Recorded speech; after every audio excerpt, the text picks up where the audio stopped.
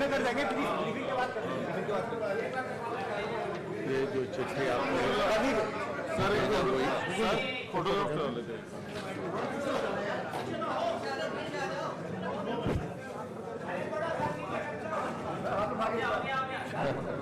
आप डालो जी, हाथ डालो। हाँ, I think I also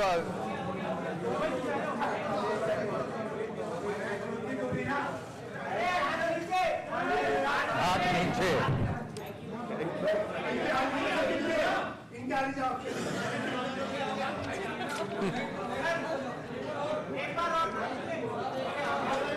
This is measure the practice के बीच में ऐसे हाथ और सर उसकी फोटोग्राफ है खड़े हो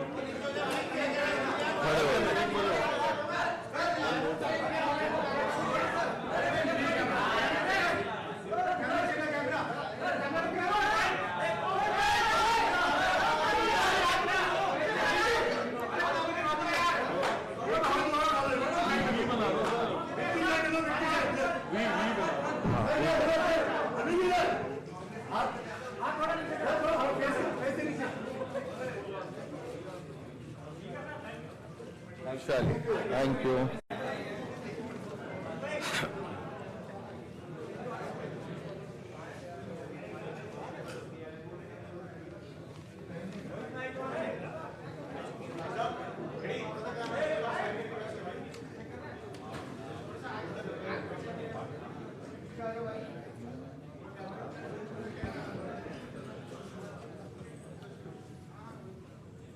संदीप पाठक जी, आतिशी जी, सौरभ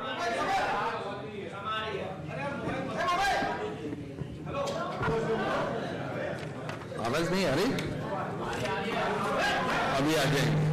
हाँ, संदीप पाठक जी, आतिशी जी, दीपक बाबरिया जी, सौरभ भारद्वाज जी,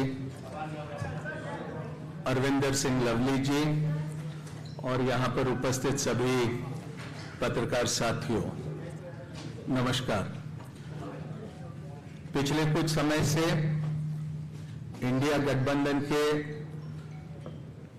विभिन्न राजनीतिक दलों के साथ में लोकसभा के सीट शेयरिंग को लेकर चर्चा चलते रही और आपको इस बात की जानकारी है कि 2 दिन पहले ही समाजवादी पार्टी के साथ भारतीय राष्ट्रीय कांग्रेस पार्टी का सीट शेयरिंग को लेकर समझौता हुआ, उसकी घोषणा लखनऊ से हुई। समाजवादी पार्टी को 1 सीट लोकसभा की खजुराहो ये मध्य प्रदेश में देने का भी ऐलान लखनऊ से किया गया। पिछले दिनों में आम आदमी पार्टी के साथ लंबी चर्चा हुई और चर्चा के उपरांत भारतीय राष्ट्रीय कांग्रेस और आम आदमी पार्टी के बीच सीटों को लेकर समझौता हुआ है, जिसको आपके समक्ष यहां पर मैं रखने का काम करूंगा। मुझे खुशी है कि 2 महत्वपूर्ण राजनीतिक दल इंडिया गठबंधन के आने वाला लोकसभा चुनाव का पूरा जिम्मा एक साथ संभालेंगे और जिस तरह की परिस्थितियां आज मुल्क में बनी है, जो चुनौतियां हमारे लोकतंत्र और हमारे संविधान के सामने बनी है, उनका मुकाबला करने के लिए इंडिया गठबंधन पूरी तरह से सशक्त तरीके से उसका मुकाबला करने के लिए तैयार है और उसी कड़ी में आम आदमी पार्टी और कांग्रेस पार्टी का सीटों को लेकर समझौता हुआ।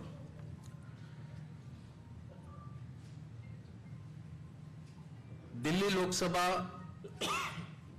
में 7 सीटें हैं। आम आदमी पार्टी 4 पे लड़ेगी। वो 4 सीटें नई दिल्ली, वेस्ट दिल्ली, साउथ दिल्ली और ईस्ट दिल्ली। कांग्रेस पार्टी 3 सीटों पर दिल्ली में चुनाव लड़ेगी, चांदनी चौक, नॉर्थ ईस्ट और नॉर्थ वेस्ट। गुजरात में 26 लोकसभा सीटें हैं, 24 पर कांग्रेस लड़ेगी, 2 सीटों पर आम आदमी पार्टी के प्रत्याशी रहेंगे। भरूच लोकसभा और भावनगर लोकसभा की ये सीटें होगी। हरियाणा में 10 लोकसभा सीटों में से 9 सीटों पर भारतीय राष्ट्रीय कांग्रेस लड़ेगी और 1 सीट जो कुरुक्षेत्र की है वहां पर आम आदमी पार्टी के प्रत्याशी लड़ेंगे। चंडीगढ़ को लेकर लंबी चर्चा हुई, लेकिन आखिरी में यह तय किया गया कि चंडीगढ़ में भारतीय राष्ट्रीय कांग्रेस के प्रत्याशी चुनाव लड़ेंगे। गोवा में भी, खास करके दक्षिण गोवा में विस्तार से चर्चा हुई, लेकिन फिर यह तय किया गया कि गोवा की दोनों सीटें ये भारतीय राष्ट्रीय कांग्रेस पार्टी लड़ेंगी। तो संक्षेप में ये सीटों को लेकर ये जानकारी आपके समक्ष रखनी थी। ये संभव है, 2 अलग अलग राजनीतिक दल हम होने की वजह से अलग अलग चुनाव चिन्हों पर हम ये चुनाव लड़ेंगे, लेकिन हमारी जिम्मेदारी रहेगी कि दिल्ली में कांग्रेस पार्टी 3 पर प्रत्याशी रखने के बाद भी 7 पर हम किस तरह से कामयाब हो सकते हैं, उस दिशा में हमारा प्रयास रहेगा और हमारे तमाम कार्यकर्ता और नेता उस दिशा में प्रयास करेंगे।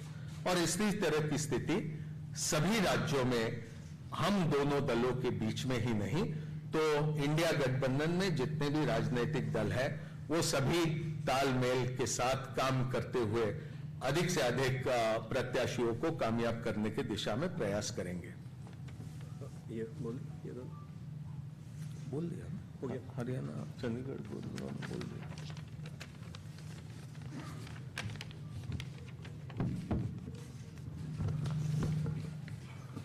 धन्यवाद मुकुल जी, आप सबका स्वागत है। तो सीटों के बारे में मुकुल जी ने सारे स्टेट्स का डिटेल में बता दिया है। मैं बस इतना ही कहना चाहता हूं कि आज देश जिस परिस्थिति से गुजर रहा है, जिस तरीके से भारतीय जनता पार्टी की सरकार सारी संस्थाओं को खत्म कर रही है एक एक करके, जिस तरीके से चुनावों की चोरी हो रही है, जिस तरीके से चुनावों की चोरी करने के लिए, चुनावों को जीतने के लिए विपक्षी नेताओं को जेल में डाला जा रहा है, जिस तरीके से किसानों के साथ अन्याय हो रहा है, जिस तरीके से पूरे देश की जनता बेरोजगारी, महंगाई से जूझ रही है, आज देश को एक ईमानदार और मजबूत विकल्प की जरूरत है। इसी को ध्यान में रखते हुए और अपने स्वयं के राजनीतिक छोटे छोटे बड़े छोटे हितों को दरकिनार करके देश के हितों को सामने रखकर इस गठबंधन में आए हैं। और गठबंधन में आने का उद्देश्य मैं एक बार फिर से आप सबके समक्ष रखना चाहता हूं कि देश इंपॉर्टेंट है, पार्टी हमेशा सेकेंडरी है। इस चुनाव को हम इस तरीके से नहीं लड़ेंगे कि ये कांग्रेस यहां से लड़ेगी, आम आदमी पार्टी यहां से लड़ेगी। इस चुनाव को इंडिया लड़ेगी। कुछ सीटों पर आम आदमी पार्टी अपने कैंडिडेट उतारेगी और कुछ सीटों पर कांग्रेस अपने कैंडिडेट उतारेगी। मेरा ये मानना है कि भारतीय जनता पार्टी के जो कैलकुलेशन और जो भी इन्होंने अपनी रणनीति बनाई थी, वो सारा इस अलायंस के बाद से उलटफेर हो जाएगा और देश की जनता के साथ मिलकर ये चुनाव लड़ेंगे और ये चुनाव जीतेंगे। बहुत बहुत धन्यवाद। प्लीज।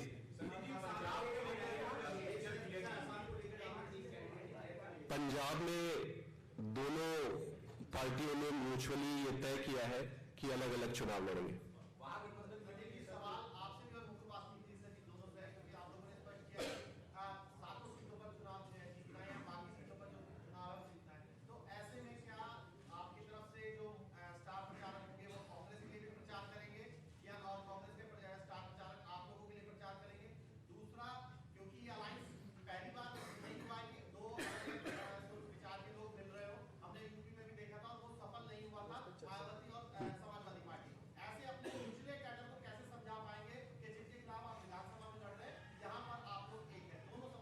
देखिए, हमारा पूरा कैडर देश के लिए राजनीति में आया था। आज अगर हमारे कैडर से पूछोगे कि क्या इंपॉर्टेंट है, वो कहेगा कि देश इंपॉर्टेंट है, और वो भली भांति आज की राजनीतिक परिस्थिति को समझ रहे हैं। तो मिलकर लड़ेंगे, कैडर साथ में लड़ेगी। और रहा सवाल कैंपेन के छोटे छोटे जो प्रश्न आपने पूछे हैं, वो सारा मिलकर जब स्ट्रैटेजी बनाएंगे तो उस पर डिस्कस कर लेंगे। पंजाब में आप लोग इनके खिलाफ लड़ेंगे और बात में मिलजुल लड़ेंगे, तो पब्लिक कंफ्यूज होगी, वो कहेगी तो आप लोग एक ही हैं। नहीं, जनता बहुत समझदार है, जनता सब समझ जाती है।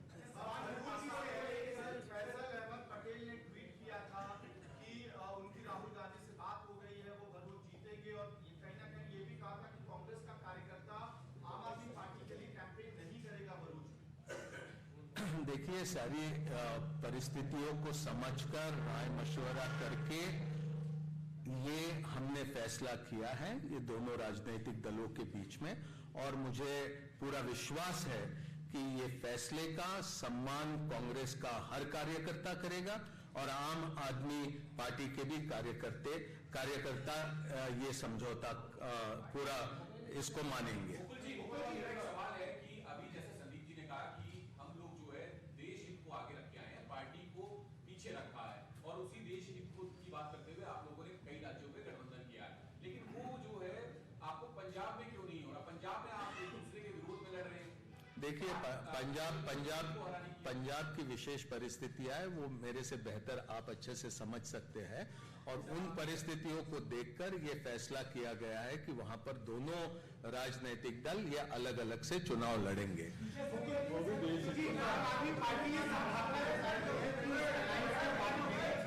अरविंद केजरीवाल की मुश्किलें बढ़ेगी अगर ये अलायंस हुआ। आम आदमी पार्टी ने प्रेस कॉन्फ्रेंस भी की थी। कांग्रेस इसे कैसे देखती है कि अरविंद केजरीवाल की मुश्किलें बढ़ेगी सीबीआई और ईडी को लेकर? ये आम आदमी पार्टी संभावना जता रही है अलायंस के बाद में। आपसे सवाल है। देखिए, ये सिर्फ आम आदमी पार्टी या आम आदमी पार्टी के नेता अरविंद केजरीवाल जी तक के ही ये प्रश्न सीमित है, ऐसा मैं नहीं मानता हूं।